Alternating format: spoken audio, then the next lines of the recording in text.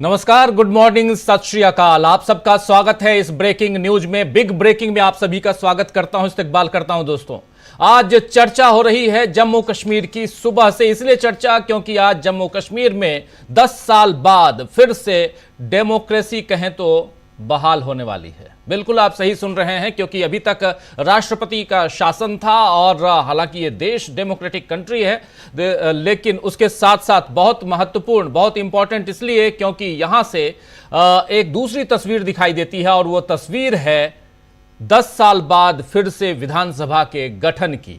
और इस विधानसभा के गठन में लेकिन एक तब्दीली है, एक परिवर्तन है, और वो तब्दीली ये है कि पहले 10 साल पहले 2014 में जब यहां सरकार बनी थी तो पूर्ण सरकार थी और पूर्ण राज्य था ये जम्मू कश्मीर, और उसमें लद्दाख भी था। लेकिन अब जम्मू कश्मीर और लद्दाख, ये तीन में से 2 पार्ट हो चुके हैं। लद्दाख को अलग कर दिया गया, जम्मू कश्मीर को भी अलग कर दिया गया। लद्दाख और जम्मू कश्मीर को यूनियन टेरिटरी बना दिया गया। और इसी जम्मू कश्मीर में अभी सुप्रीम कोर्ट के आदेश के बाद चुनाव करवाने के लिए मोदी सरकार को मजबूर होना पड़ा। और उसके बाद चुनाव के बाद की परिस्थितियां यह बनी कि मोदी सरकार को 370 पर वहां के लोगों ने ठेंगा दिखा दिया, और रेफरेंडम जो है वो आया एनसी के पक्ष में, यानी नेशनल कॉन्फ्रेंस और इंडिया गठबंधन, या कहें उनके साथ कांग्रेस पार्टी के पक्ष में। अब नेशनल कॉन्फ्रेंस के पास 42 सीटें हैं, कांग्रेस पार्टी के पास 6 सीटें हैं। 1 सीट आम आदमी पार्टी भी जीती है, जो समर्थन कर रही है इस गठबंधन को, और ऐसे भी आधिकारिक तौर पर ये इंडिया गठबंधन का हिस्सा है। और 3 सीटें आई हैं महबूबा मुफ्ती की पार्टी पीडीपी को, पीपल्स डेमोक्रेटिक पार्टी को, और उसके अलावा 1 सीट सीपीएम को, कम्युनिस्ट पार्टी ऑफ इंडिया, मार्क्सवादी, इनको आई है। और इस प्रकार वहां पर लगभग 53-54 सीटें हो जाती हैं। और इसके साथ साथ अब 90 सीटों वाली इस विधानसभा, एक बहुत महत्वपूर्ण बात यह भी है कि इस विधानसभा में 90 सीटों की विधानसभा पहले जो थी वो 83 सीटों की थी। 7 सीटें बढ़ाई गई, 6 सीटें उधर जम्मू रीजन में और 1 सीट इधर कश्मीर में।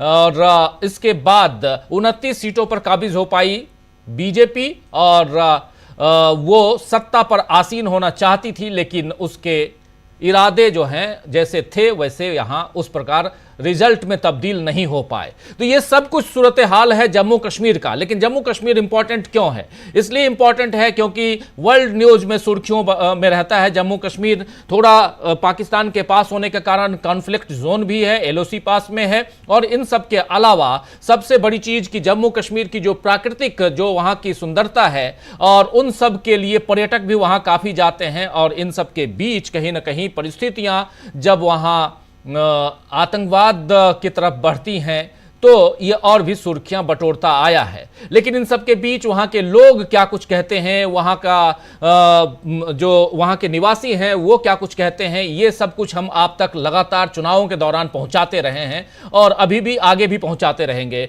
आप जानते हैं डीबी लाइव, और डीबी लाइव का ही एक जम्मू कश्मीर पर डेडिकेटेड चैनल है, जम्मू कश्मीर डीबी लाइव जम्मू कश्मीर, वो भी आप सब्सक्राइब कीजिएगा। और उस पर भी वहां की वो सारी खबरें मिलेंगी, बिल्कुल माइक्रो लेवल की खबरें मिलेंगी आपको, जो खबरें आप डीबी लाइव जो मेन नेशनल चैनल है इस पे नहीं मिल पाती हैं। यहां जगह की कमी होती है, नेशनल खबरों पर ज्यादा फोकस होता है, इसलिए लोकल अलग अलग राज्यों के चैनल्स हमारे आप इसी चैनल के साथ देखेंगे। हमारे साथ कुछ वरिष्ठ साथी यहां पर जुड़े हुए हैं स्टूडियो में, और कुछ साथी वहां से जुड़ेंगे श्रीनगर से, ये सब हम बताएंगे। लेकिन उसके अलावा कुछ चीजें, कुछ अपडेट्स आपको, ये विजुअल्स आप देख रहे हैं लगातार जम्मू कश्मीर से, श्रीनगर से ये विजुअल्स देख रहे हैं। और ये जो आज ओथ सेरेमनी है, शपथ ग्रहण समारोह है, ये शेर कश्मीर स्टेडियम में होना है। शेर कश्मीर इंटरनेशनल क्रिकेट स्टेडियम आप जानते हैं, और ये लाल चौक से बिल्कुल लगभग 1 से 1.5 किलोमीटर की दूरी पर है, ज्यादा दूर नहीं है।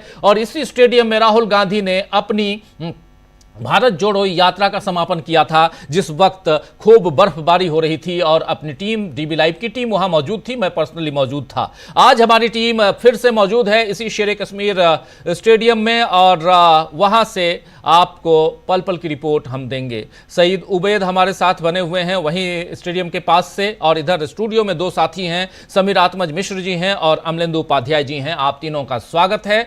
और स्वागत इस्तकबाल एक बार फिर से आप तमाम साथी जो हमारे साथ जुड़ चुके हैं, जो जुड़ने वाले हैं, आप सबका भी। राहुल गांधी प्रियंका गांधी के साथ पहुंच चुके हैं। आपको बता दूं कि कल शाम को अखिलेश यादव पहुंचे और आज सुबह सुबह राहुल गांधी और प्रियंका गांधी दोनों साथ साथ पहुंच चुके हैं कश्मीर। और यहां से आगे क्या कुछ होने जा रहा है, एक बार जल्दी से चलेंगे सईद उबैद के पास और उनसे समझते हैं कि क्या कुछ तैयारियां चल रही हैं, ये जरा बताएंगे। और फिर इधर दो हमारे साथी जो विशेष विश्लेषण के लिए जुड़े हुए हैं, कुछ और साथी जुड़ेंगे वहीं से श्रीनगर से भी, उनके बीच भी जाएंगे, उनसे भी आपका परिचय करवाऊंगा। उबैद, आपके पास आना चाहता हूं, और क्या है सूरत हाल यहां का, श्रीनगर का, कौन कौन लोग पहुंच चुके हैं, कितना बड़ा जमावड़ा आज होने जा रहा है, ये सब जरा बताइए। बहुत बहुत शुक्रिया सर। अगर बात करेंगे तो आज बुधवार 2024 16 अक्टूबर का दिन वादी कश्मीर के लिए एक बहुत बड़ा दिन माना जाएगा। अगर बात करेंगे तो आज काफी अरसे के बाद वादी कश्मीर में इस तरह का ओथ सेरेमनी का प्रोग्राम मुनक्कद हुआ। यह बिल्कुल आज शहरी श्रीनगर के SKICC में मुनक्कद हो जाएगा। अगर बात करेंगे जिस तरह से आपने कहा कि लीडर्स कौन कौन वहां पे पहुंचा, और अगर कल की बात करेंगे तो कल ही CPIM के कुछ लीडर्स वहां पे आए, और उसके साथ साथ जो अखिलेश यादव है उसने भी कल कश्मीर का दौरा किया। कल डॉक्टर फारूक अब्दुल्ला से वो मिले। उसके साथ साथ जो वाइस प्रेसिडेंट है नेशनल कॉन्फ्रेंस के साबिक वज़ीर आला कश्मीर जो उमर अब्दुल्ला है उससे मिले। अगर बात करेंगे यूटी गवर्नमेंट के हवाले से तो यूटी है आप वादी कश्मीर में 10% ही शेयर रहता है। उस सबके बीच में अगर बात करेंगे तो 9 मिनिस्टर, जिनमें से चीफ मिनिस्टर्स के हवाले से बात करेंगे तो उसके बगैर 8 कैबिनेट मिनिस्टर्स रहते हैं। और जो हमारे पास सूत्रों के हवाले से खबर आ रही है कि आज 4 मिनिस्टर जो है वो यहाँ पे ओथ लेंगे, और जिनमें से बताया जा रहा है कि 4 मिनिस्टर्स ही होंगे। जो बताया जा रहा है कि वो चारों के चारों नेशनल कॉन्फ्रेंस से होंगे, और बताया जा रहा है कि उसमें सुरेंद्र चौधरी का नाम आ रहा है, उसका नाम कंफर्म आ रहा है, वो भी इसका हिस्सा बनेंगे मिनिस्ट्री का। अगर बात करेंगे सुरेंद्र चौधरी एक हिंदू चेहरा है।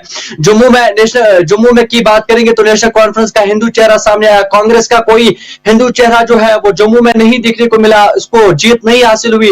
सुरेंद्र चौधरी ने रविंद्र रैना को हराया है नौशहरा की कंस्टिट्यूंसी से। और उस सबके बीच में अगर बात करेंगे तो बताया जा रहा है कि सुरेंद्र चौधरी को भी मिनिस्ट्री दी जाएगी। अगर बात करेंगे तो सोर्सेज के हवाले से खबर आ रही है कि गुलाम अहमद मीर और तारिक हमीद कर्रा के बीच में कुछ चल रहा है, और अभी कुछ मिनट पहले ही गुलाम अहमद मीर ने कहा कि तब तक हम ओथ नहीं लेंगे जब तक वादी कश्मीर में स्टेटहुड वापस नहीं आएगा। यह सबसे बड़ी खबर आ रही है जो गुलाम अहमद मीर साहब कह रहा है। उससे साफ जाहिर हो रहा है कि कांग्रेस पार्टी में कुछ चल रहा है, और उसके बावजूद ये बयानात जो है वो लगातार सामने आ रहे हैं। अगर सर बात करेंगे तो SKICC में पूरी तरीके से तैयारियां हो रही है। राहुल गांधी के साथ साथ प्रियंका गांधी जो है वो भी अभी कुछ मिनट पहले ही SKICC में पहुंच चुके हैं। सिक्योरिटी के हवाले से बात करेंगे तो सिक्योरिटी के काफी इंतजामात हैं, और चारों तरफ से सिक्योरिटी फोर्सेस नजर बनाए रखे हुए हैं। और अगर बात करेंगे तो और भी जो लीडर्स है वो आने वाले हैं, और लगातार यहाँ पे जो तैयारियां है वो पूरी तरीके से मुकम्मल हुई है। आप हमारे साथ बने रहिए सईद उबैद, और बहुत इंपॉर्टेंट जानकारियां आप दे रहे हैं जिसमें राहुल गांधी और प्रियंका गांधी कांग्रेस पार्टी के अपने नेताओं से मिल रहे हैं। दूसरी तरफ कांग्रेस पार्टी चाहती है कि पूर्ण राज्य का दर्जा, फुल स्टेटशिप मिले जम्मू कश्मीर को। इसके लिए भी यहां बातें हो रही हैं, और उस पर भी अपने कहीं ना कहीं स्टैंड जो है वो कांग्रेस पार्टी क्लियर कर रही है। और दूसरी तरफ यहां आप तस्वीर देखिए जो उमर अब्दुल्ला की तस्वीर आ रही है, जिसमें वो फूलों के बुके लिए हुए, और ये कहाँ है, शेख अब्दुल्ला की मज़ार पर पहुंचे हैं। अपने दादा कहें तो दादा के मज़ार पर पहुंचे हैं यहाँ उमर अब्दुल्ला, ओथ लेने से पहले, शपथ लेने से पहले। समीर जी, जल्दी से आपके पास आना चाहता हूं। बहुत सारी खबरें आप देख रहे हैं, इनमें थोड़ा और क्या कुछ आप जोड़ना चाहेंगे? उमर अब्दुल्ला के लिए कितना बड़ा दिन आज का है, और जब ये उससे पहले, और सबसे बड़ी चीज की फारूक अब्दुल्ला ने कल ही कह दिया था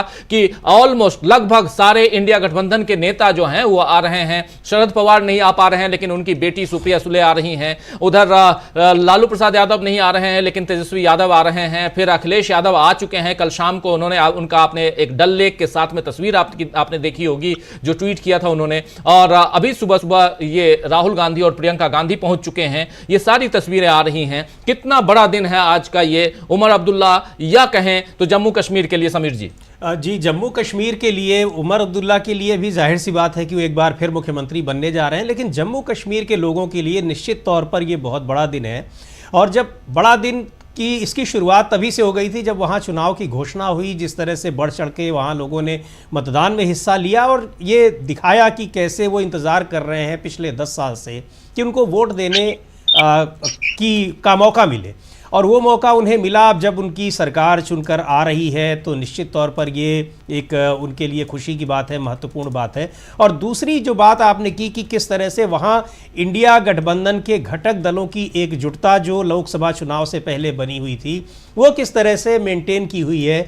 विपक्ष जो भी इंडिया गठबंधन के घटक दलों के नेता हैं, महाराष्ट्र से लेकर उत्तर प्रदेश से लेकर, और सारे के सारे नेता वहाँ मौजूद हैं सभी राज्यों के, तो ये एक अपने आप में बहुत ही महत्वपूर्ण एक मैसेज है, एक सिंबल है कि इंडिया गठबंधन किस तरह से एकजुट अभी दिखाई पड़ रहा है। और चूंकि अब आने वाले दिनों में महाराष्ट्र और झारखंड के चुनाव भी हैं तो ये एकजुटता है भी और वो दिखनी भी चाहिए। तो वो चीज़ वहाँ जम्मू कश्मीर में दिखाई पड़ रही है। तो निश्चित तौर पर ये दोनों चीज़ों के लिए मैसेज है।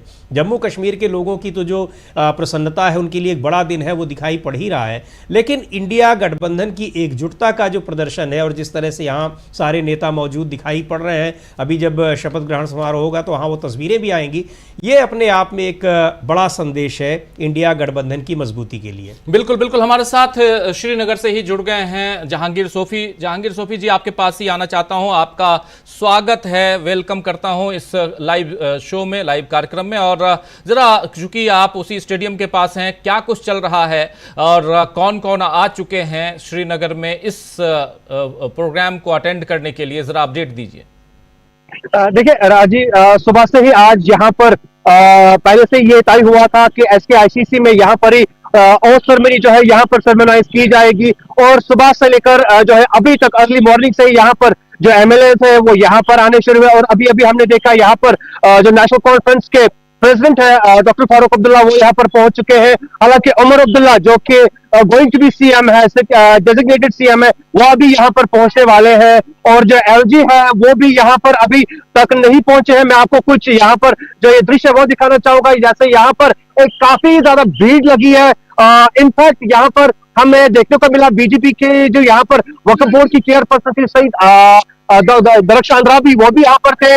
और जो यहाँ पर लूजिंग कैंडिडेट्स थे वो भी यहाँ पर पहुंच चुके। कुल मिला के अगर हम कहें यहाँ पर एक काफी ज्यादा एंथुसियास्टिक एनवायरनमेंट है यहाँ पर ओथ सेरेमनी को लेकर। और जाहिर सी बात है ये इवेंट यहाँ पर 5 अगस्त 2019 के बाद पहली बार यहाँ पर हो रही है, जब जम्मू कश्मीर स्टेट को बाइफरकेट किया गया था और एब्रिकेट किया गया था आर्टिकल 370 और 35A को भी यहाँ पर। तो उसके बाद ये यहाँ पर एक सबसे बड़ी इवेंट यहाँ पर जो आज यहाँ पर हो रही है, जहां पर लास्ट टाइम जब सेरेमनी हुई थी SSCM की, तब उन्होंने एक फुली एम्पावर्ड स्टेट में as a chief minister oath ली थी। लेकिन आज केंद्र शासित जो यहाँ पर अभी तक रूल चल रहा था, और इस बीच आज यहाँ पर LG के नेतृत्व में जो यहाँ पर प्रशासन आज चल रहा है, एडमिनिस्ट्रेशन चल रहा है, इस बीच यहाँ पर उमर अब्दुल्ला का ओथ लेना एज CM, ये बड़ी दिलचस्प बात होगी आने वाले समय में ये किस तरीके से अनफोल्ड हो रहा। हालांकि मैं आपको ये भी बता दूं, आज जो ही यहाँ पर ओथ सेरेमनी कल्मिनेट हो जाएगी, उसके बाद ही यहाँ पर उमर अब्दुल्ला ने यहाँ पर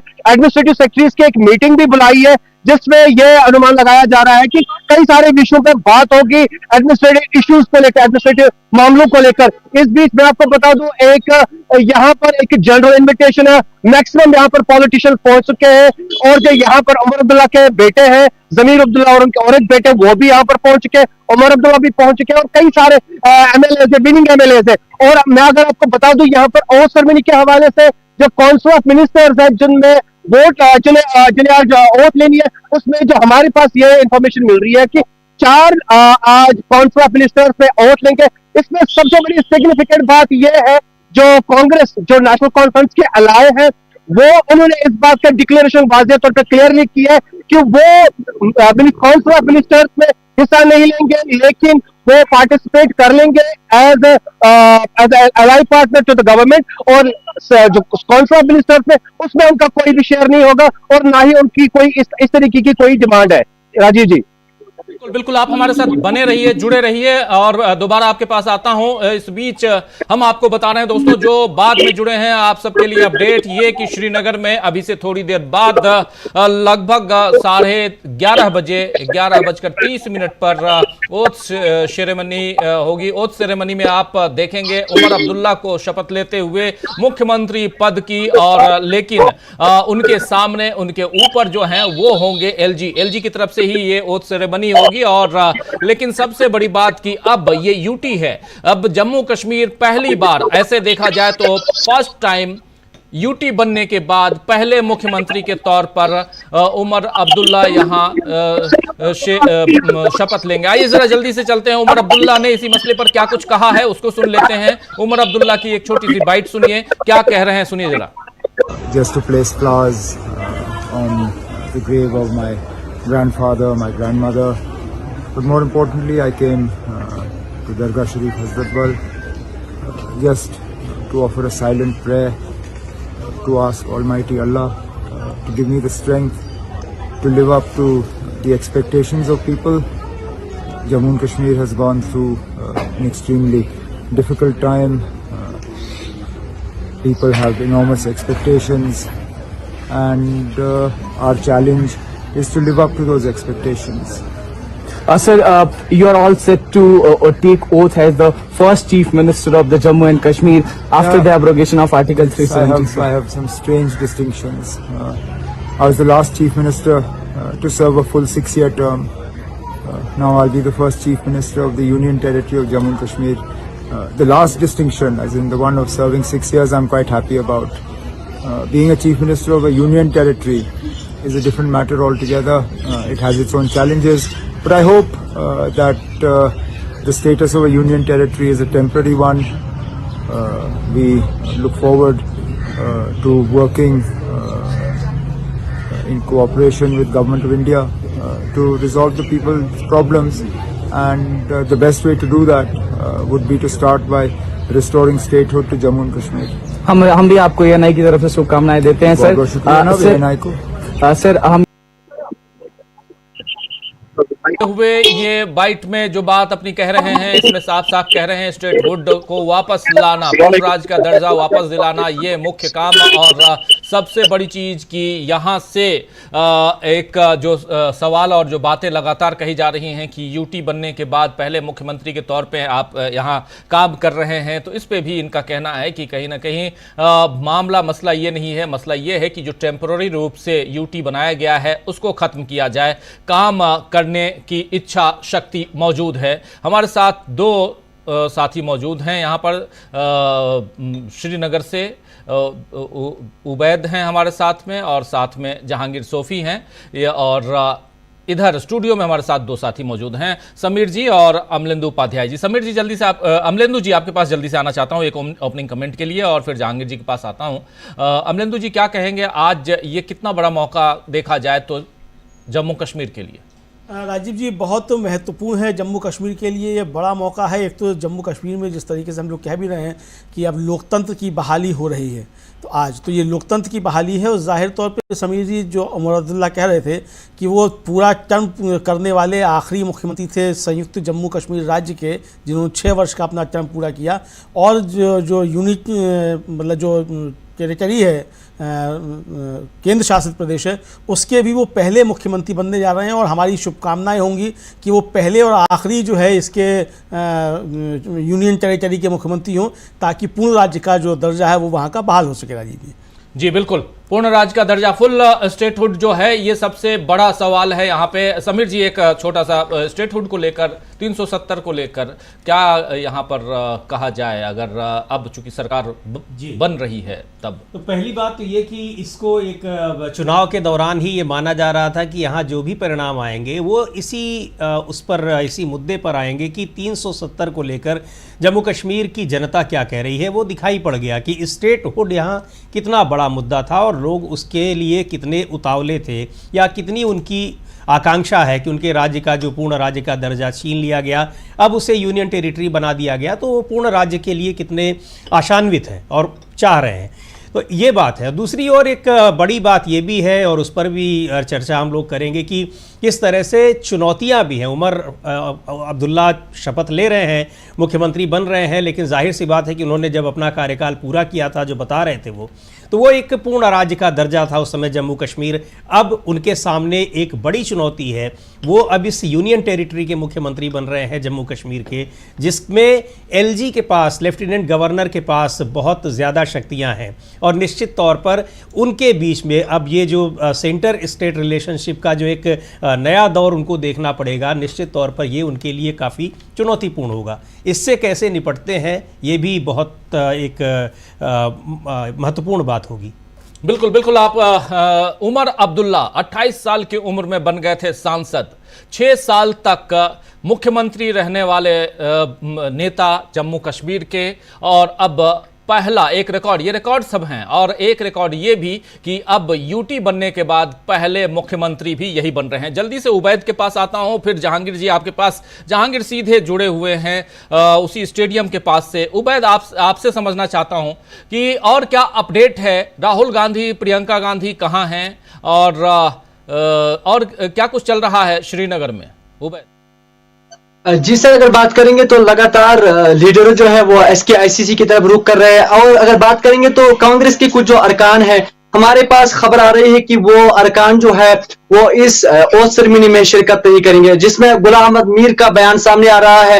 कुछ नाराजगी है गुलाम अहमद मीर को इनके साथ, पार्टी के साथ, और उन्होंने साफ तौर पर कहा कि तब तक हम नहीं ओथ लेंगे जब तक हमें स्टेटहुड वापस नहीं मिलेगा। और इसी तरह के अरकान जो है कांग्रेस के, और लगातार इस तरह के बयान सामने आ रहे हैं। फिलहाल के तौर पर अगर बात करेंगे तो लगातार जो लीडर्स है वो SKICC की तरफ रुख कर रहे हैं, और हमारे पास खबर आ रही है कि 12 बजे एक्यूरेट जो है अब ये ओथ सेरेमनी शुरू हो जाएगी, और धीरे धीरे सभी लीडर जो है, चाहे यहाँ के MLAs है और दीगर जहाँ की से भी इंडियन गठजोड़ के जो लीडर्स है वो यहाँ पे आ रहे हैं। खासकर जो करीबी यार है उमर अब्दुल्ला का, अखिलेश यादव है, वो कल से शहरी श्रीनगर में बनाए हुए हैं, और लगातार वो भी इस ओथ सेरेमनी का हिस्सा बनने जा रहे हैं। अगर बात करेंगे सुबह से, जिस तरह से जहांगीर साहब ने बताया कि उमर अब्दुल्ला पहले मजार शरीफ में गए, अपने दादा जान के मजार शरीफ में गए, वहां पे चादर बिछाई और उसके बाद नमाज भी पढ़ी है उमर अब्दुल्ला ने, उसके बाद SKICC की तरफ रुख किया है सर। नमाज अता की और उसके बाद ये स्टेडियम की ओर रुख किया है उमर अब्दुल्ला ने। जहांगीर जी, आपके पास जरा आना चाहता हूं, क्या कुछ अपडेट है? और कांग्रेस के बारे में उमर अब्दुल्ला ने कहा है कि ऐसे भी अभी हम पूरी सीटें नहीं भर रहे हैं, यानी कि पूरे मुख्य कैबिनेट को आज ही ओथ नहीं दिलवा रहे हैं, अभी ओथ और भी बाद में होंगे। और कांग्रेस से भी उन्होंने गुजारिश की है कि आप भी कैबिनेट में शामिल होइए। क्या अपडेट है आपके पास जहांगीर जी? देखिए, इस पर काफी ज्यादा स्पेकुलेशन हो रही थी कि कांग्रेस पहले ये एक स्पेकुलेशन ये चल रही थी कि कांग्रेस डेप्यूटी सीएम पोस्ट के लिए जो है वो वहां पर उन्होंने एक प्रपोजल डाला था, और अगर डेप्यूटी सीएम पोस्ट उनको ना मिले तो या उन्हें फिर कैबिनेट की 2 बर्थ होनी चाहिए या डेप्यूटी स्पीकर का पोस्ट। लेकिन इन सारी स्पेकुलेशंस को आज जो इनके CLP लीडर, जो कांग्रेस लेजिस्लेटिव पार्टी के लीडर है गुलाम अहमद मीर, उन्होंने इस बात को, पूरे इन सारी रिपोर्ट्स को डिस्पेल करते हुए ये कहा कि उन्हें कोई भी कैबिनेट बर्थ नहीं चाहिए, वो इस कैबिनेट मिनिस्ट्रियल पोर्टफोलियो से ऑप्ट आउट कर रहे हैं। हालांकि वो इस अपने एज पर द एग्रीमेंट जो है उन्हें अपने अलाई को, नेशनल कॉन्फ्रेंस को बिल्कुल पूरी तरीके से सपोर्ट करेंगे। अब जो हमारे पास ये खबरें आ रही है, जो इंटरनल सोर्सेस हमें ये बता रहे हैं, कैबिनेट बर्थ, जो कि सबसे ज्यादा इंपॉर्टेंट बात इसमें यह है कि जम्मू कश्मीर स्टेट को डाउनग्रेड करके यूनियन टेरिटरी करके उसके मुताबिक जो 90 total seat sharing, total assembly constituencies है, इसमें सिर्फ 10% का ही आपको यहाँ पर मिनिस्ट्रियल जो है एक कैडर मिल सकता है यहाँ पे, और उसके मुताबिक 9 प्लस CM को लेकर यहाँ पर सिर्फ 10 ही पोर्टफोलियो ऐसे बनते हैं, और कंटेंडर्स यहाँ पर बहुत ज्यादा है। अब इस बीच यहाँ पर ये प्रपोजल सामने आना कि हमें भी डेप्यूटी सीएम पोस्ट मिलना चाहिए या 2 कैबिनेट बर्थ मिलने चाहिए। हालांकि हार्श रियलिटी ये है कि कांग्रेस अगर हम कांग्रेस की जम्मू प्लेन्स की बात करें, वहां पर कुछ उन्होंने खास कामयाबी हासिल नहीं की, मात्र उनके पास सिर्फ 6 सीटें थी, और उस पर ऐसी डिमांड्स होना, तो कहीं ना कहीं कंसेंसस नहीं बना इन सीट्स को लेकर। फाइनली कंक्लूजन यहां पर यह पहुंचा कि कांग्रेस लीडरशिप ने यह डिसाइड किया कि वो ऑप्ट आउट कर रहे हैं मिनिस्ट्रियल बर्थ से, और वो कांग्रेस नेशनल कॉन्फ्रेंस को मात्र इस गवर्नमेंट को रन करने के लिए सपोर्ट करेंगे। हालांकि अभी की अगर हम बात करें, इस टाइम पे यहाँ पर मैक्सिमम एलजी जो है मनोज सिन्हा वो यहाँ पर पहुंच चुके हैं, फारूक अब्दुल्ला पहुंच चुके हैं। जो ओथ सेरेमनी है उसकी तैयारियां हैं, कुछ ही पलों में यहाँ पर ओथ सेरेमनी जो है उसकी सेरेमनी जो है वो स्टार्ट हो जाएगी, और यहाँ पर मैक्सिमम जो लीडर्स हैं यहाँ पर पहुंच चुके हैं। हालांकि ये बड़ी दिलचस्प बात है, कांग्रेस के खीमे से अभी हमें यहाँ पर एज सच देखने को नहीं मिला। दिलचस्प बात यह थी कि बीजेपी जिन्हें इनवाइट किया गया, उनकी एक सीनियर लीडर दरख्शांत रावी वो यहाँ पर मौजूद है, ये बड़ी इंटरेस्टिंग बात है। लेकिन कांग्रेस जो नेशनल कॉन्फ्रेंस का अलाय है, उनकी तरफ से अभी ऐसा कोई लीडर यहाँ पर अंदर आया है इस ओथ सेरेमनी में पार्टिसिपेट कर रहे, वो अभी देखने को नहीं मिला। लेकिन अभी भी ओथ सेरेमनी स्टार्ट नहीं हुई, वो हैव टू वेट क्या आने वाले वक्त में क्या यहाँ पर कांग्रेस की तरफ से कोई आ सकते हैं। हालांकि जो सेंट्रल लीडरशिप में राहुल गांधी वो यहाँ पर आ चुके हैं, प्रियंका गांधी वो बिल्कुल उनके साथ है। लेकिन लोकल लीडरशिप में जैसे उनके जेकेपीसीसी के अध्यक्ष है तारिक हमीद कर्रा, या जो उनके लेजिस्लेटिव पार्टी के लीडर है गुलाम मोहम्मद मीर, वो अभी यहाँ पर नहीं पहुंचे। एंटिसिपेट यही किया जा रहा है वो भी यहाँ पर आने वाले हैं, लेकिन यहाँ पर ये भी एंटिसिपेट किया जा रहा है कि खारगे जो यहाँ पर है वो भी शायद यहाँ पर ओथ सेरेमनी में पार्टिसिपेट करेंगे। फिलहाल के लिए कांग्रेस के leader of opposition Rahul Gandhi और उनकी बहन प्रियंका गांधी यहाँ पर ओथ सेरेमनी में पार्टिसिपेट करने के लिए पहुंचे हैं। राजीव जी, लीडर जितने भी हैं सब राहुल गांधी और प्रियंका गांधी के साथ हैं और एक साथ पहुंचने वाले हैं और इससे पहले एक मीटिंग चल रही थी राहुल गांधी और प्रियंका गांधी के साथ लोकल लीडरशिप की, और इसलिए ये लोग नहीं पहुंचे हैं, ये खबर भी आ रही है हमारे सूत्रों के हिसाब से। लेकिन चूंकि आप वहां हैं और तस्वीरें ये बता रही हैं कि उमर अब्दुल्ला, फारूक अब्दुल्ला और तमाम नेता, एलजी वहां के, जम्मू कश्मीर के मनोज सिन्हा, ये सब कुछ जैसा आप बता रहे हैं ये सब पहुंच चुके हैं शेर कश्मीर स्टेडियम में, और यहां अब से थोड़ी देर बाद शपथ ग्रहण समारोह होगा, ओथ सेरेमनी होगी, और ओथ सेरेमनी के बाद और इसी में यह पता चलेगा कि कितने आज कैबिनेट के मिनिस्टर ओथ लेते हैं। हालांकि 4 का नाम आ रहा है और जैसा आप बता रहे हैं कि टोटल 10 ले सकते हैं, और अभी कांग्रेस के ऊपर छोड़ा गया है कि कांग्रेस खुद तय करे, और उमर अब्दुल्ला चाह रहे हैं। अब चलते हैं सीधे शपथ ग्रहण समारोह की तरफ। शपथ already, oath ceremony already start हो चुकी है, जरा देखते हैं क्या चल रहा है वहां पे। चलिए। अनुराग या देश के बिना सभी प्रकार के लोगों के प्रति संविधान के और विधि के अनुसार न्याय करूंगा।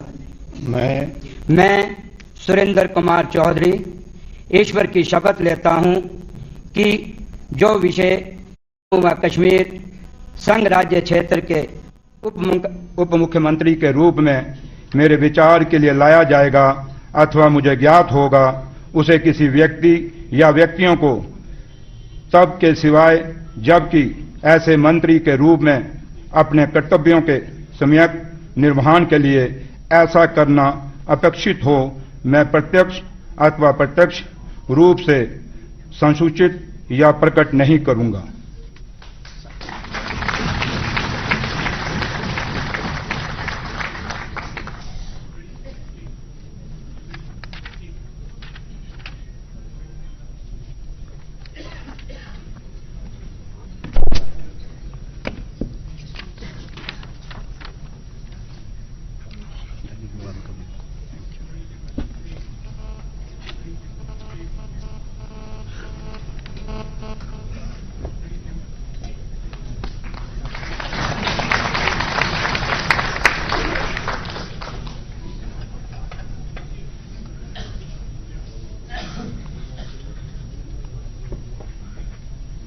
I now request Ms. Sakina Ittu to take oath as Minister of the Union Territory of Jammu and Kashmir.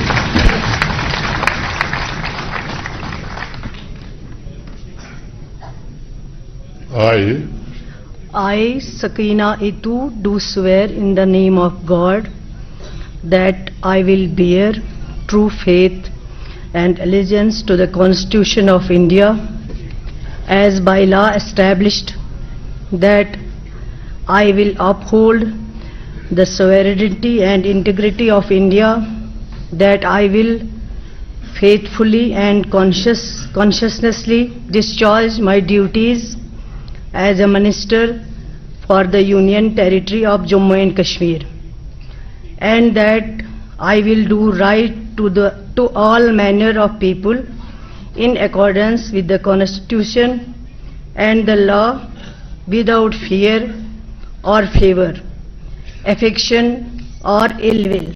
I, Sakina Etu, do swear in the name of God, affirm that I will not directly or indirectly communicate or reveal to any person or persons any matter which shall be brought under my consideration or shall become known to me as Minister for the Union Territory of Jammu and Kashmir, except as may required for the due discharge of my duties as such Minister.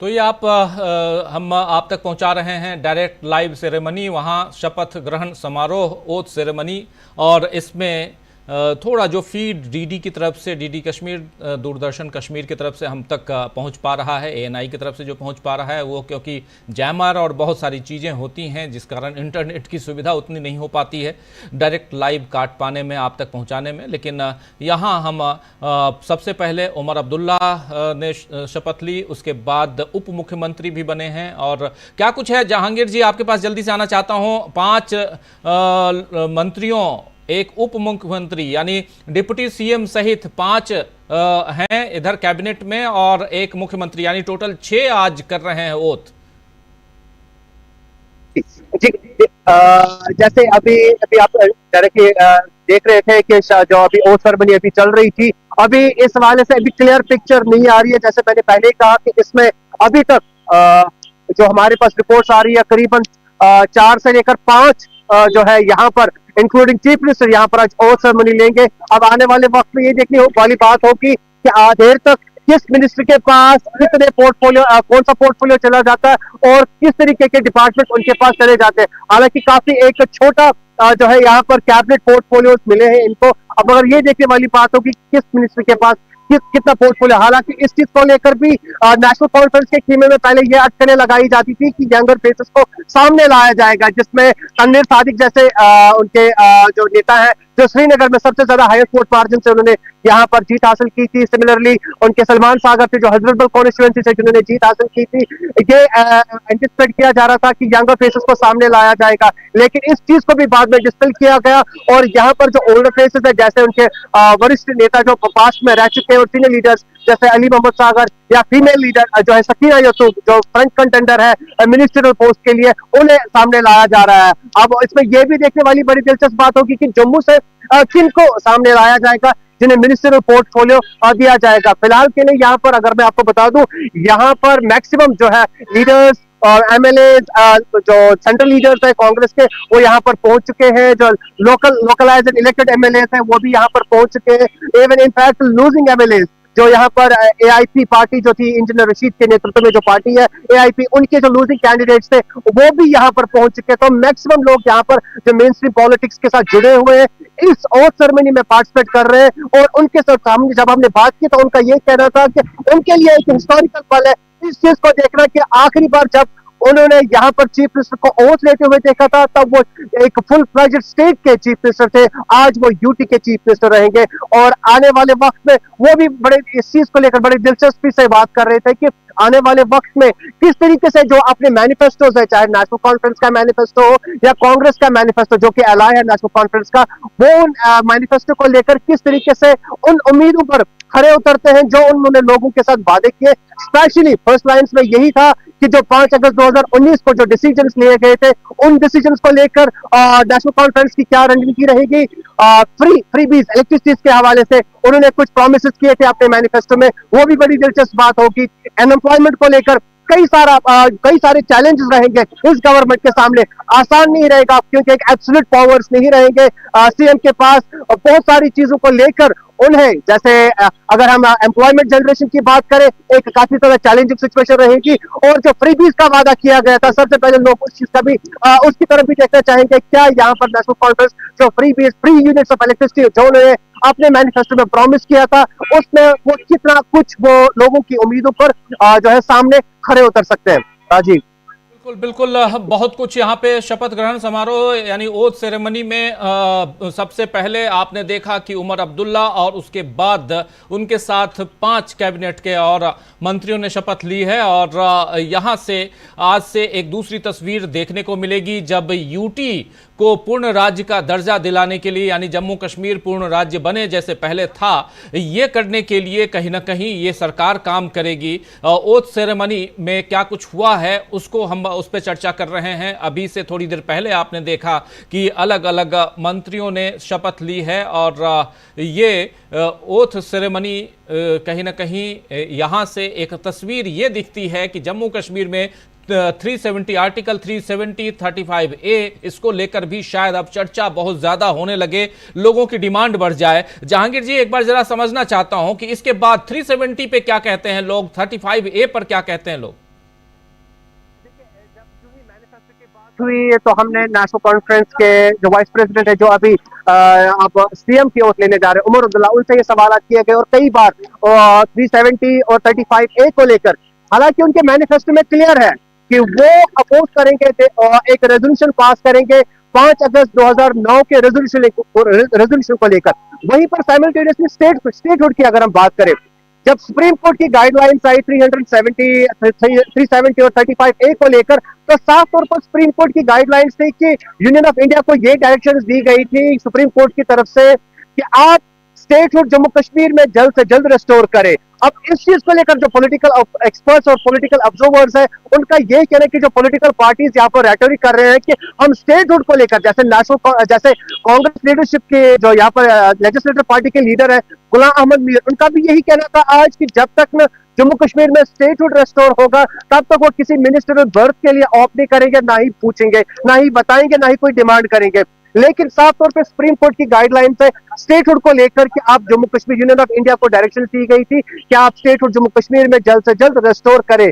और यहाँ पर इस चीज को लेकर लोग जो है इन पर एक मिक्स्ड रिस्पॉन्स है। अब जो इसमें लोगों में एक इंटेलेक्ट क्लास है, उनको ये पता है कि सुप्रीम कोर्ट की गाइडलाइंस है, इसमें ज्यादा कुछ सरकार नहीं कर सकती है, कंप्लायंस करना है। जिस तरीके से यहाँ पर इलेक्शंस कराने थे वो एज पर द सुप्रीम कोर्ट गाइडलाइंस ही डायरेक्शन ही हुआ था कि सितंबर 2024 से पहले आप यहाँ पर असेंबली इलेक्शंस करवाइए, और उसी को ही कंप्लाई करते हुए गवर्नमेंट ऑफ इंडिया ने इलेक्शन कमीशन ऑफ इंडिया ने यहाँ पर इलेक्शंस कराए। और उसी सुप्रीम कोर्ट के वर्डिक्ट में यह भी लिखा है कि यहाँ पर आप स्टेटहुड रेस्टोर कराइए। अब ये देखने वाली बात होगी कि जो अभी सरकार यहाँ पर आ रही है, जो यूटी एडमिनिस्ट्रेशन, जो यूटी यहाँ पर है, अब इसमें सरकार जो आ रही है सीएम के नेतृत्व में, उमर अब्दुल्ला के नेतृत्व में, वो कैसे आप स्टेटहुड को टेकअप कर लेंगे, वो कैसे उसको रेस्टोर करवाएंगे। हालांकि बड़ी दिलचस्प बात मैं आपको यहाँ पर बता दूं, कुछ वक्त पहले, करीबन 2 हफ्ते पहले, सुप्रीम कोर्ट में एक फ्रेश पिटीशन फाइल की गई जम्मू कश्मीर में स्टेटहुड के रेस्टोरेशन के हवाले से, जिस पिटीशन में यह बताया गया कि जो एक लेक्चरर है एडवोकेट ज़हूर, भी वो खुद भी एडवोकेट ज़हूर, उनकी तरफ से यह पिटीशन फाइल की गई जिसमें यह बताया गया कि जम्मू कश्मीर में अभी स्टेटहुड रेस्टोर नहीं की गई है और कहीं ना कहीं कंप्लायंस नहीं हो रहा है सुप्रीम कोर्ट की गाइडलाइंस का। अब इस बीच में इसकी जो हियरिंग है वो आने वाले दिनों में है, लेकिन ये बड़ी दिलचस्प बात होगी, जो लोगों की उम्मीदें बंधी हुई है कि स्टेटहुड के रेस्टोरेशन को लेकर या आर्टिकल 370 और 35A का रिवर्सल होना, ये कैसे होगा। इसके लिए जम्मू कश्मीर सरकार जो अभी जो आने आ रही है यहाँ पर,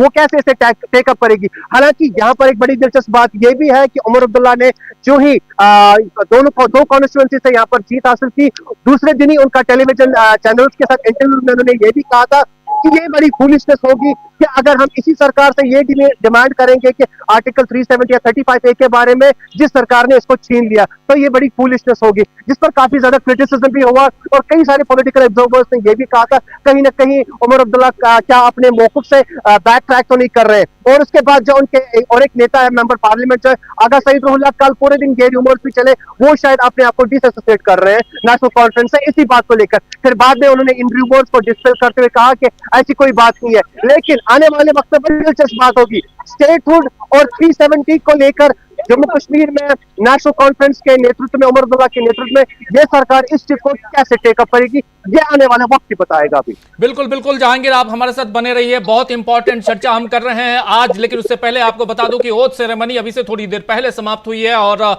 उमर अब्दुल्ला इस UT Jammu Kashmir union territory इसके पहले मुख्यमंत्री आज बन गए हैं, शपथ ली है उन्होंने और उमर अब्दुल्ला ने, और इसके साथ साथ उनके साथ 5 और कैबिनेट के मंत्री बनाए गए हैं, 1 उप मुख्यमंत्री भी बनाए गए हैं। कांग्रेस पार्टी का कहना है, उनके लीडर्स का कहना है कि जब तक पूर्ण राज्य का दर्जा नहीं मिल जाएगा जम्मू कश्मीर को तब तक हम कैबिनेट में शामिल नहीं होंगे, ये कहना है। लेकिन इसके साथ साथ सबसे बड़ी चीज की पूरा का पूरा इंडिया गठबंधन, सबसे बड़ी चीज की इंडिया गठबंधन यहां एक साथ एकजुट दिखाई दिया। राहुल गांधी आपको नजर आ रहे थे, वो तस्वीरें अगर फिर से ला सकते हैं तो स्क्रीन पे ले आइए। जम्मू कश्मीर के शेरे कश्मीर स्टेडियम में आज जब ओथ सेरेमनी हुई तो राहुल गांधी, अखिलेश यादव, संजय सिंह आम आदमी पार्टी से, सुप्रिया सुले और डी राजा सीपीआई से, ये तमाम नेता वहां मौजूद थे और इन सब के बीच फारूक अब्दुल्ला भी थे। अब ये तस्वीरें आप देखिए और शेरे कश्मीर स्टेडियम में, और इन सब के साथ साथ जब एलजी मनोज सिन्हा ने आज ओथ दिलवाई और यहां से एक नई तस्वीर शुरू होती है जम्मू कश्मीर की, जिसमें सबसे बड़ी चीज की 3 बातें महत्वपूर्ण है, बहुत इंपॉर्टेंट हैं। पहला स्टेटहुड ऑफ जम्मू कश्मीर और दूसरा जो है वो है 370 और 35A। इसको लेकर ऐसे देखा जाए तो ये जो चुनाव था, इलेक्शन जो बीता है, ये रेफरेंडम ऑफ 370 एंड 35A माना जाएगा और इस पर कहीं ना कहीं यहां की जनता ने, वोटर्स ने मोदी सरकार को नकार दिया है और इसलिए मोदी सरकार यानी बीजेपी को वोट न देकर घाटी में तो पूरी की पूरे साफ कर दिया। 19 सीटों पर बीजेपी चुनाव लड़ रही थी लेकिन एक भी सीट बीजेपी को यहां नहीं आई घाटी में। और दूसरी तरफ उधर जो 6 सीटें बढ़ाकर 43 सीट्स की गई थी जम्मू रीजन में, उसमें से 29 सीट्स आई हैं, 29 सीट्स बीजेपी को आई हैं, जिसमें सबसे बड़ी चीज कि जो 6 बढ़ाई गई थी, 6 में से 3 सीटें वहां उसका इजाफा हुआ है बीजेपी में। तो यहां 29 सीटें बीजेपी को सिर्फ और सिर्फ जम्मू रीजन से, लेकिन कश्मीर के लोगों ने आखिर क्यों नकार दिया यह समझना होगा। ये 2 महत्वपूर्ण, 2 इंपॉर्टेंट पहलू हैं। फर्स्ट कि पूर्ण राज्य का दर्जा, सेकंड पूरा का पूरा 370 और 35A को लेकर यहां पर आगे क्या मुहिम होगी। तीसरी जो इंपॉर्टेंट पार्ट है जो आम जनता से जुड़ा हुआ है वो है कि वहां की बेरोजगारी दूर हो और तीसरा बेरोजगारी के साथ साथ इलेक्ट्रिक का प्रॉब्लम वहां बहुत ज्यादा है वो सॉल्व हो। ये सब बातें चुनाव के दौरान आप लोग सुने होंगे, जाने होंगे। और बेरोजगारी, युवाओं की जो समस्या बहुत इंपॉर्टेंट। इस बीच ये तस्वीरें देखिए आप, राहुल गांधी का स्वागत हो रहा है एयरपोर्ट पे, ये सारी तस्वीरें आप तक हम पहुंचा रहे हैं। प्रियंका गांधी भी पहुंची हैं इसी कार्यक्रम में, प्रियंका गांधी, राहुल गांधी, ये सब। जरा आपसे समझो जहांगीर सोफी जी कि 370 और इधर पूर्ण राज्य का दर्जा और वहां की गरीबी, युवाओं में बेरोजगारी और उसके साथ साथ नशे का कारोबार, ये सब भी फलता फूलता वहां दिखाई दे रहा है। ये सारी चीजें कहीं ना कहीं विपक्ष के नेता, इंडिया गठबंधन के नेता बहुत यहां पर बात करते आए। लेकिन इसके साथ साथ एक और पार्टी है PDP जो आज बहुत पीछे चली गई, पीपुल्स डेमोक्रेटिक पार्टी। ये जो महबूबा मुफ्ती की पार्टी की बात मैं कर रहा हूं। अब क्या सीन है, क्योंकि मात्र ओनली 3 सीटें लेकर ये पार्टी, और इनके कई नेताओं ने कहा था कि हम इस गठबंधन का समर्थन कर रहे हैं। क्या अभी भी इनका समर्थन है या बिल्कुल ही ये विपक्ष की भूमिका में है, अपोजिशन की भूमिका में है? जी देखिए राजीव जी, आपने कुछ बातों का यहाँ पर जिक्र किया, जैसे आपने यहाँ पर बात की अनएम्प्लॉयमेंट के बारे में, आपने यहाँ पर जो ग्रोइंग ड्रग बेंच है यहाँ पर कश्मीर में उसके बारे में बात की।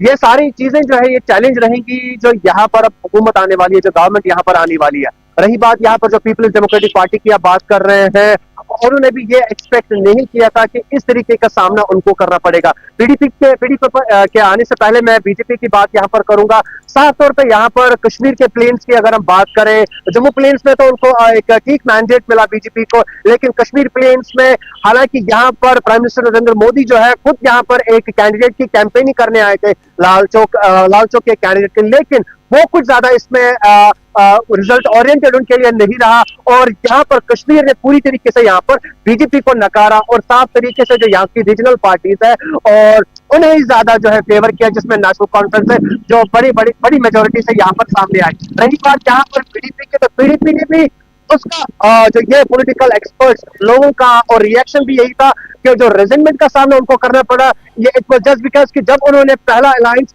बीजेपी के साथ किया और ये बताया जा रहा है कि बीजेपी को कश्मीर में लाने वाली पीडीपी है, तो कहीं ना कहीं उनके लिए ये सारा इस टाइम पे बैकफायर किया हुआ है। और रही बात जहांगीर जी जरा रोकना चाहूंगा, सुरेंद्र कुमार चौधरी को डिप्टी चीफ मिनिस्टर बनाया गया है।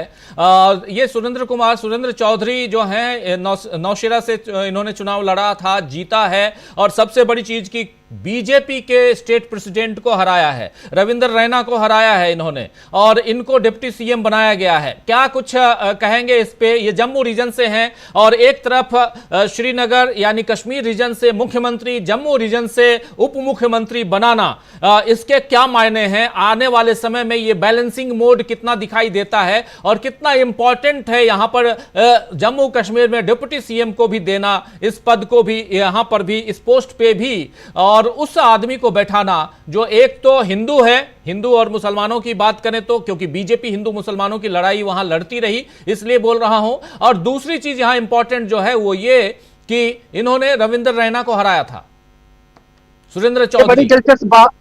ये बड़ी दिलचस्प बात है। डिस्पाइट कि बीजेपी ने वहां पर एक अच्छा ग्राउंड हासिल किया, लेकिन बात हकीकत में यह है कि उनकी सही तरीके से अगर हम माने रिप्रेजेंटेशन नहीं रही। पहले तो खुद जो रविंद्र रैना जो जब बीजेपी के अध्यक्ष थे वहां पे, वो जम्मू कश्मीर के अध्यक्ष वो हार गए वहां पे, सुरेंद्र जी ने उनको हराया वहां पे।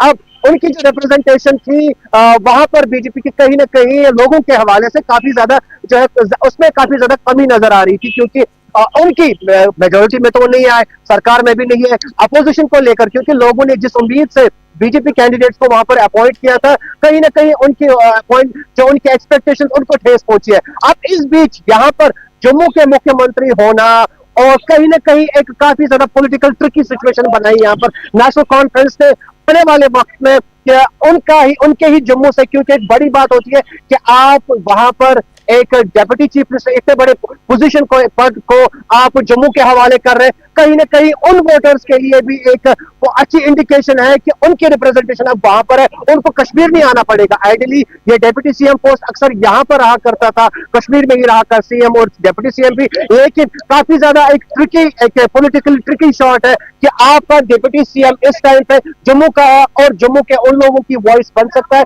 जिन्होंने बीजेपी लीडर्स को अपॉइंट किया। काफी ज्यादा ट्रिकी पॉलिटिकल ट्रिकी सिचुएशन बना के रखी यहाँ पर। आने वाले वक्त में ये कैसे अनफोल्ड होगी, जाहिर सी बात है जिस तरीके से जो डेप्यूटी सीएम अब जम्मू के रहेंगे वो किस तरीके से ग्राउंड अपना एक्वायर करेंगे, कहीं ना कहीं ये फेवरेबल रहेगा और अनफेवरेबल रहेगा बीजेपी के लिए। अनफेवरेबल रहेगा बीजेपी के लिए, बहुत बड़ी बात आप कह रहे हैं। नौशेरा से रविंद्र रैना को सुरेंद्र चौधरी ने हराया और लड़े दोनों आमने सामने, और यहां एनसी ने न सिर्फ घाटी में यानी श्रीनगर और कश्मीर घाटी में, बल्कि उधर भी जम्मू रीजन में भी अपना झंडा गाड़ दिया ये कह सकते हैं, क्योंकि अब उमर अब्दुल्ला यहां से और उधर मुख्यमंत्री बन चुके हैं और डिप्टी सीएम बनाया है सुरेंद्र चौधरी को, और एक बहुत ही बैलेंसिंग मोड यहां दिखाई देता है। हिंदू और मुसलमानों की जो लड़ाई, पॉलिटिकल लड़ाई लड़ती है बीजेपी, उसके लिए ये एक खतरनाक सिंबल कहा जा सकता है जम्मू कश्मीर के लिए, क्योंकि अगर आप जम्मू में और सिर्फ हिंदू वोटर्स को अपनी तरफ करने की कोशिश में चुनाव लड़ते हैं और 29 सीट्स 43 में से 29 सीट्स जीत के आ जाते हैं, ये बहुत बड़ी बात है बीजेपी के लिए। लेकिन साथ साथ एक बहुत बड़ी चुनौती है एनसी और इंडिया गठबंधन की तरफ से बीजेपी के सामने, क्योंकि यहां से स्टेटहुड की बात भी आएगी और एक रिप्रेजेंटेटिव है उस रीजन से भी, सुरेंद्र चौधरी के नाम से, जो वहां पर कहीं ना कहीं वो भी, वहां के लोग भी 370 और 35A को लेकर बहुत ज्यादा खुश नजर नहीं आते हैं। जब हमारी टीम उधर थी जम्मू रीजन में, जहांगीर जी, तो वहां पर बहुत सारे वहां के हिंदू व्यापारी जो हैं, जो बिजनेस में हैं, वो भी 35A और 370 को लेकर अच्छी बातें नहीं कहते थे, वो भी नाराजगी जताते थे। वो भी कहते थे कि नहीं, हम निराश हैं, हम नाराज हैं, इसलिए क्योंकि मायूस हैं, क्योंकि इसके कारण बाहरी लोग आकर यहां हमारे बिजनेस पर कब्जा जमाना चाहते हैं और ऐसा हो रहा है। अब आपको लगता है कि ये बैलेंसिंग मोड जो है और उमर अब्दुल्ला का एक बहुत इंपॉर्टेंट, या कहें तो पूरे के पूरे इस गठबंधन का एक इंपॉर्टेंट डिसीजन है, जहां से ये जम्मू रीजन को भी, क्योंकि अभी तक जितने भी मुख्यमंत्री आए वो मैक्सिमम आपने देखा ऑलमोस्ट सब इधर के ही थे। जो मुख्यमंत्री की बात करूं, चाहे फारूक अब्दुल्ला, चाहे इधर महबूबा मुफ्ती, उनके अलावा इधर उमर अब्दुल्ला, इन सबको देखिए आप, सब कश्मीर रीजन के थे। लेकिन जम्मू रीजन से एक डिप्टी सीएम को देना, ये कितना मायने रखता है, और यहां से जो स्टेटहुड की बात आती है उस पर कितना दबाव सेंट्रल गवर्नमेंट, क्योंकि उमर अब्दुल्ला ने अभी आपने सुन लिया कहा कि सेंट्रल गवर्नमेंट के साथ मिलकर हम काम करेंगे।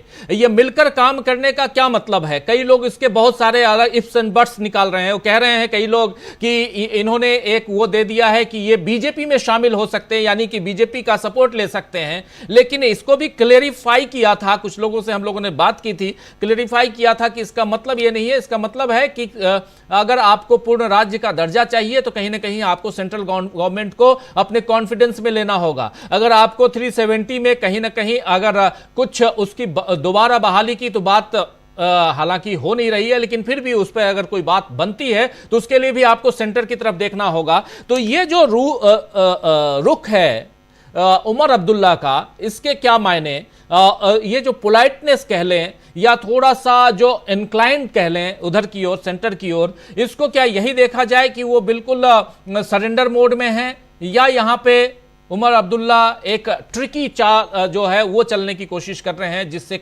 से कम उन्होंने जो कोई वादे किए थे उसमें से एक सबसे बड़ा वादा जो है वो स्टेटहुड का है, वो वापस आ जाए। जब उन्होंने जीत हासिल की थी तो उन्होंने इस बात को अपने स्टैंड को विंडिकेट किए, बार बार कर रहे थे कि उनकी जो पोजीशन है with regard to restoration of statehood वो हमेशा बरकरार रहेगी। लेकिन उसके बाद ही दूसरे दिन ही जब उन्होंने टेलीविजन चैनल से बात की तो उसमें कहीं ना कहीं उनके अप्रोच में बेंड नजर आया, एक जैसे आपने कहा कि इंक्लिनेशन नजर आई, और उनका ये कहना कि हम उस सरकार से नहीं मांग सकते हैं वो चीजें जिन्होंने वो चीजें छीन ली है। तो कहीं ना कहीं कई सारे पॉलिटिकल ऑब्जर्वर्स ने इस चीज को माना कि वो बैंड अप कर रहे हैं, सरेंडर कर रहे हैं या गिव अप कर रहे हैं। तो कई सारे इस पर स्पेकुलेशन हुई।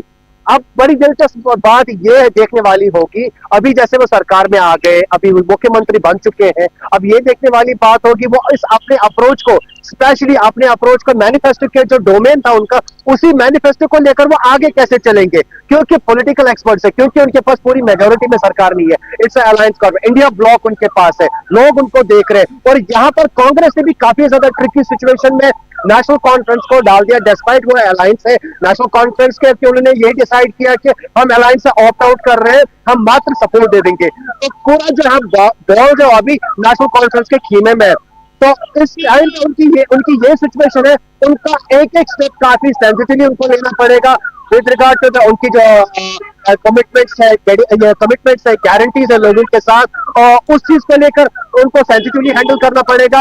और कहीं पर भी जो उन्हें लग रहा है कि मतलब ऐसी कोई सिचुएशन, कोई भी डाइसी सिचुएशन, तो यहाँ पर ऐसी भी सिचुएशन हो सकती है जो उनको इंडिपेंडेंस का सपोर्ट है या कांग्रेस का सपोर्ट है या जो आम आदमी पार्टी कैंडिडेट है उन्होंने भी सपोर्ट जो एक्सटेंड किया है, अब वो सिचुएशन भी इमर्ज हो सकती है कि उनके लिए वो एक्सपोजर पुल अप किया जाएगा। तो इससे पहले मैं आपको बता दूं, अभी यहाँ पर नेशनल कॉन्फ्रेंस उमर अब्दुल्ला वो बाहर निकले हैं। मैं चाहता हूं कि मैं आपको ये सीधे इस टाइम पे वो दृश्य दिखा दूं। इस टाइम पे वो बाहर निकल रहे हैं SKICC शेर कश्मीर इंटरनेशनल कॉन्फ्रेंस सेंटर से। मैं आपको पहले ये दृश्य यहाँ पर दिखा दूं, मैं कोशिश करता हूँ वहां पर जाने की। मैं आपको अगर पॉसिबल हुआ, यहाँ पर जैसे आप देख रहे हैं ये बैंड भी यहाँ पर रखा गया है। यहाँ पर मैं कोशिश कर रहा हूँ थोड़ा सा आगे जाने की। यहाँ पर जी जी बिल्कुल बिल्कुल, आप आगे बढ़िए। देखिए, देखते हैं आपके जरिए हम यहाँ समझने की कोशिश करते हैं, उन विजुअल्स को देखने की कोशिश करते हैं जब उमर अब्दुल्ला यहाँ से निकले हैं। जरा फुल स्क्रीन अगर ला सकते हैं तो ले आइए, ये तस्वीर बहुत इंपॉर्टेंट है। और यहाँ से अब ये शेर कश्मीर इंटरनेशनल कन्वेंशन सेंटर यहाँ से निकल रहे हैं। उमर अब्दुल्ला ओथ ले चुके हैं, उनके तमाम कैबिनेट के जो साथी हैं वो निकल रहे हैं। और ये तस्वीर सीधे आप उस स्टेडियम से देख रहे हैं जहां पर हमारे साथी, हमारे सहयोगी जहांगीर सोफी मौजूद हैं। और ये तस्वीर महबूबा मुफ्ती वहां पहुंची हुई है। महबूबा मुफ्ती भी अपनी बाइट दे रही हैं, जरा उन तक पहुंचने की कोशिश कर रहे हैं हमारे साथी। देखते हैं महबूबा मुफ्ती की, बिल्कुल महबूबा मुफ्ती दिखाई दे रही हैं और हमारे साथी सोफी पहुंच चुके हैं वहां पे।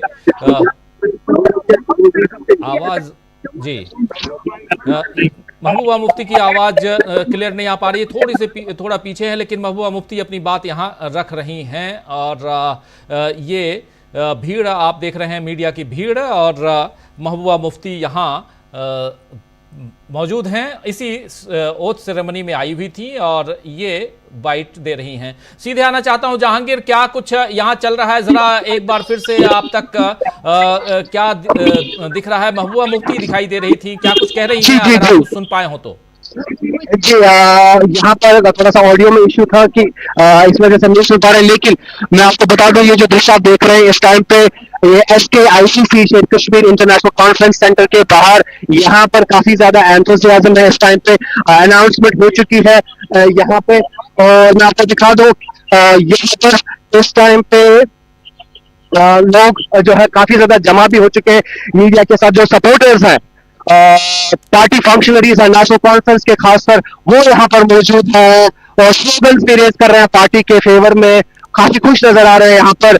और ये जैसे बाहर के इस टाइम पे ये दृश्य है SKICC के बाहर यहाँ पर।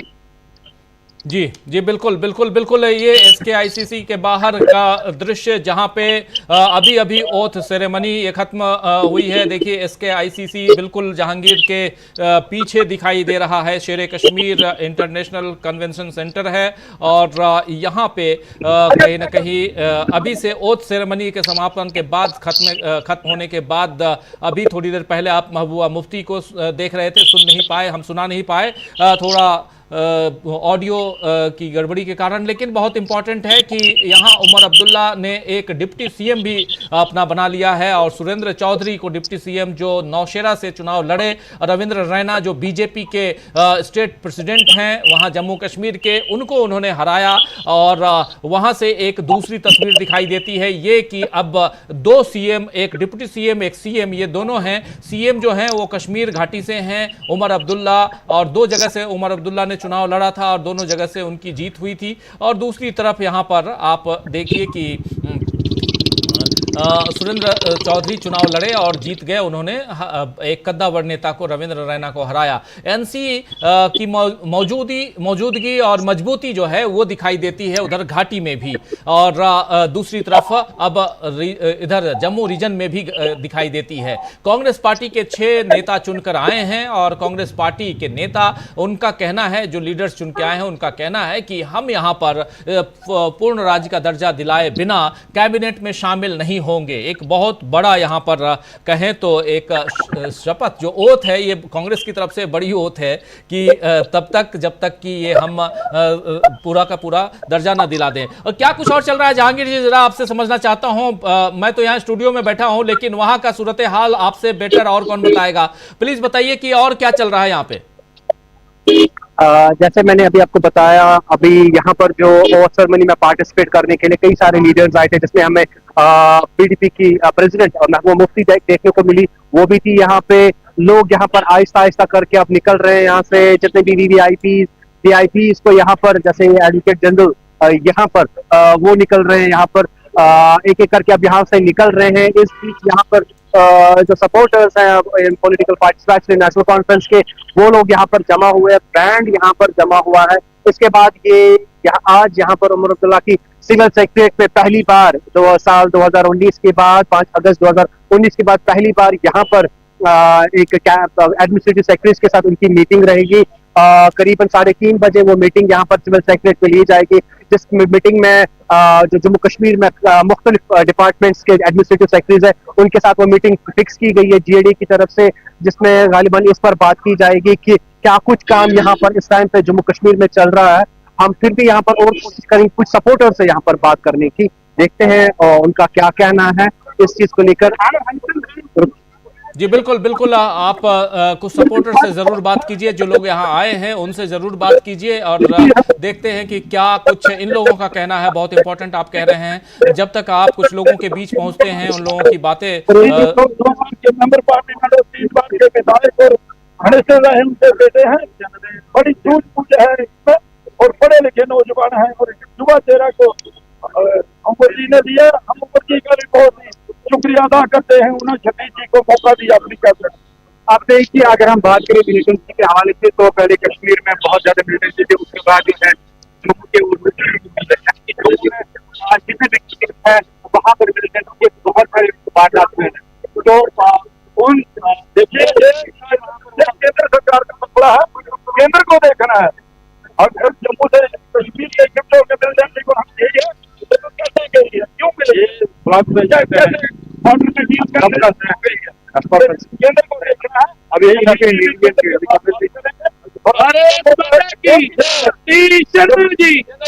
जम्मू का एक ही चेहरा है, जो हिंदू चेहरा है, ब्राह्मण चेहरा है, वो सतीश शर्मा और सारे लोगों को लेकर वो चलेगा। अच्छा, आपसे ईसाई सबको लेकर वो चलेंगे और अपना जो एजेंडा है तो ये शेर कश्मीर स्टेडियम के बाहर की तस्वीरें ये आप देख रहे हैं, जो मसाइल है उनको हल करें। मुझे ये बताइए, अच्छा खासा मैंडेट मिला जम्मू में, लेकिन इस बीच सतीश जी को आज यहाँ पर मैंडेट मिला है, क्या आपको लगता है कि जम्मू की आवाज बन सकते हैं ये? क्यों नहीं, सतीश जी एक पढ़े लिखे युवा हैं, एक पॉलिटिकल फैमिली से आते हैं।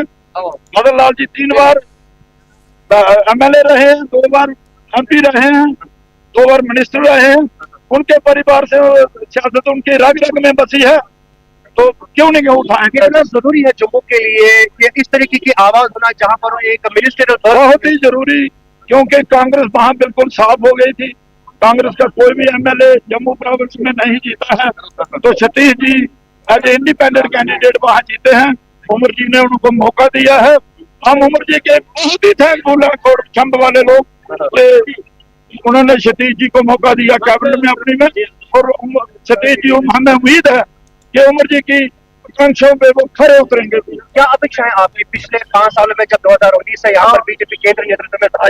देखिए वहाँ भी आपकी क्या उम्मीदें होंगी? वहाँ जितना भी तंत्र है धर्म वर्म हो चुका है, चाहे करप्शन है, बेरोजगारी है, महंगाई है, स्कूलों में टीचर नहीं है, सड़कें नहीं है, पानी नहीं, बिजली, स्मार्ट मीटर वगैरह। तो सतीश जी के आने से जम्मू प्रोविंस को एक चेहरा मिला है, एक जगह मिली है जहां लोग जाकर के अपनी गुहार लगा सकें।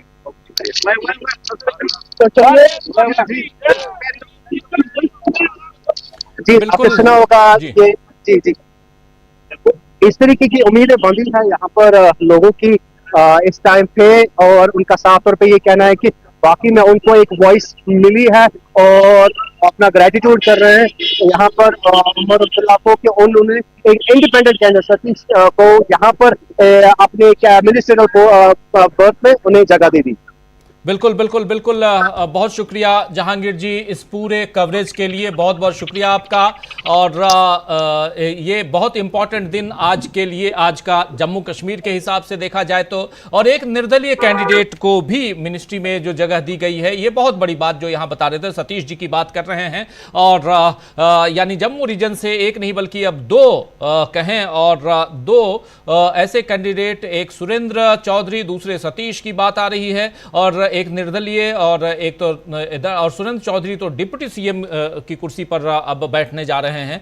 तो एक बहुत बैलेंसिंग मोड में ये कैबिनेट दिखाई देता है। अभी छोटा कैबिनेट है, 10 मंत्री इसमें बन सकते हैं, टोटल 10 मिनिस्टर्स हो सकते हैं। लेकिन सबसे बड़ी बात कि यहां से कहीं ना कहीं एक बैलेंस करने की कोशिश है उमर अब्दुल्ला की तरफ से। और अब जो वादे किए उमर अब्दुल्ला ने, उन वादों पर कितने खरे उतरते हैं, कितना एलजी उनका साथ देते हैं। पहली दफा है जब एक एलजी के अंडर मातहत वो काम करेंगे, और ये पूर्ण राज्य नहीं है बल्कि ये यूटी है, और ऐसे में भी बहुत सारे चैलेंजेस अभी फेस करने हैं उमर अब्दुल्ला को। उन चैलेंजेस को कैसे फेस करेंगे और इंडिया गठबंधन के दूसरे साथी सहयोगी उनका कितना साथ देते हैं, ये सब कुछ देखना होगा। तो बहुत बहुत शुक्रिया आपका जहांगीर जी, इस चर्चा में बने रहने के लिए, लाइव कवरेज के लिए बहुत बहुत शुक्रिया आपका, बहुत धन्यवाद। आप तमाम साथी जो हमारे साथ बने हुए थे, आप सबका भी बहुत शुक्रिया अदा करता हूं। अब सीधे न्यूज रूम से लाइव आपके सामने लेकर आ रहे हैं समीरात्मज मिश्र और अमलेंदु उपाध्याय जी, वहां सीधे आप लोगों को ले चलेंगे। और देश दुनिया की बहुत सारी खबरें आपको न्यूज रूम से मिल जाती हैं जब 12 बजे से उनका समीर जी का शो होता है, तो सीधे उधर चलेंगे। मुझे दीजिए इजाजत, और आप जुड़े रहिए डीबी लाइव के साथ, बहुत कुछ अलग अलग चीजें। तो मैं आपसे लेता हूं विदा, नमस्कार। स्वागत है आपका डीबी लाइव ब्रेकिंग में। मैं हूं समीर आत्मज मिश्र और मेरे साथ हैं अमलेंदु उपाध्याय, और आप लगातार डीबी लाइव की इस कवरेज में सुबह 11 बजे से ही आप देख रहे हैं कि आप उमर अब्दुल्ला ने जम्मू कश्मीर के मुख्यमंत्री पद की शपथ ली, उनके साथ 5 उनके साथियों ने भी शपथ ली। और वहीं दूसरी ओर हरियाणा में अभी मुख्यमंत्री के शपथ ग्रहण की तैयारियां हो रही हैं। विधायक दल की बैठक में तय होगा कि किसको मुख्यमंत्री बनाया जाए, किसको, और विधायक वहां किसको मुख्यमंत्री चुनते हैं। अमित शाह और मध्य प्रदेश के मुख्यमंत्री मोहन यादव वहां पहुंच रहे हैं, उसके बाद विधायक दल की बैठक होगी। लेकिन जम्मू कश्मीर में जिस तरह से आज ये 10 साल बाद वहां पर चुनी हुई सरकार, एक चुनाव के बाद 10 साल बाद वहां चुनाव हुए, और उसके बाद एक सरकार बन रही है 5 साल के, वहां पर 5 साल से ज्यादा का समय हो गया, लगभग 6 साल का। वहां एलजी की यानी केंद्र शासित प्रदेश के तौर पर सरकार चल रही थी, वहां पर एक राष्ट्रपति शासन ही चल रहा था, एलजी के जरिए वहां पर सरकार चल रही थी। और उसमें अब राज्य सरकार वहां बनी है, हालांकि यूनियन टेरिटरी यानी केंद्र शासित प्रदेश अब बन गया है जम्मू कश्मीर। सरकार चलाने में तमाम चुनौतियां निश्चित तौर पर आएंगी वहां, और यह कहा जा रहा है जिस तरह से वहां एलजी को तमाम पावर्स भी दे दी गई हैं, लेकिन जिस तरह से वहां इंडिया गठबंधन के घटक दलों की मौजूदगी रही उमर अब्दुल्ला के शपथ ग्रहण समारोह में, जिस तरह से कांग्रेस पार्टी से लेकर और इंडिया गठबंधन के और जितने महत्वपूर्ण घटक दल हैं, चाहे वो समाजवादी पार्टी हो, चाहे वो तमिलनाडु की से नेता हो, चाहे वो आंध्र प्रदेश से हो, सभी नेता वहां जिस तरह से मौजूद रहे, उससे इंडिया गठबंधन की एक सशक्त मौजूदगी और उसकी एकजुटता जो है वो साफ दिखाई पड़ रही है।